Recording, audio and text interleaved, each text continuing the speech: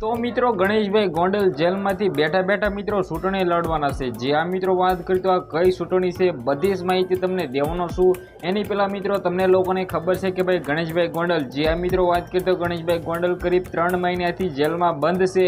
ગોંડલ નાગરિક સહકારી મિત્રો જે બેંકનું ચૂંટણી છે તેમાં મિત્રો ગણેશભાઈ ગોંડલનું નામ આવ્યું છે સામે। તેમાંથી જ મિત્રો વાત કરી તો જે મિત્રો ગણેશભાઈ ગોંડલ છે તે મિત્રો 15 તારીખ જે આવનારી સપ્ટેમ્બરના મહિનામાં છે તેમાં જ મિત્રો વાત કરી તો જે ગણેશભાઈ ગોંડલ છે તે ચૂંટણી લડશે જેલમાં બેઠા બેઠા। તો મિત્રો રાજુભાઈ સોલંકી અંગે જે મિત્રો ગણેશભાઈ ગોંડલ જેલમાં હતા તે મુદ્દે મિત્રો વાત કરી તો તમને લોકોને ખબર છે કે ત્યારે રાજુભાઈ સોલંકી પણ જેલમાં છે અને ભાઈ ગણેશભાઈ ગોંડલ પણ જેલમાં છે।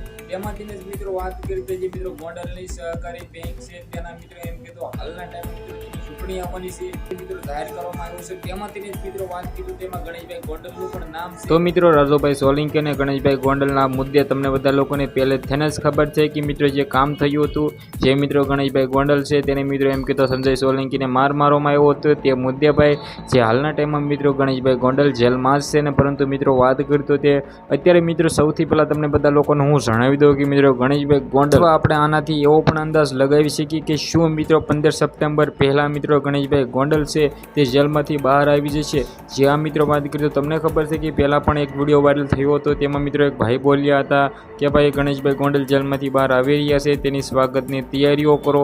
તો મિત્રો આ મુદ્દે આપણને આગળ જ ખબર પડશે। તો મિત્રો આ વિડીયો વિશે તમારે શું કહેવું છે કમેન્ટ કરવાનું ખાસ ભૂલવાનું નથી અને આ વિડીયોને શેર કરી દીજો કારણ કે મિત્રો જેવા ગણેશભાઈ ગોંડલ જેલની બહાર આવશે તેના ન્યૂઝ સૌથી પહેલાં આપણી ચેનલમાં આવશે તો સબસ્ક્રાઈબ પણ કરી લેજો। આજના વિડીયોમાં આટલી જ માહિતી આપણે એક નવો વિડીયો મળી ત્યાં સુધી જય હિન્દ જય ભારત।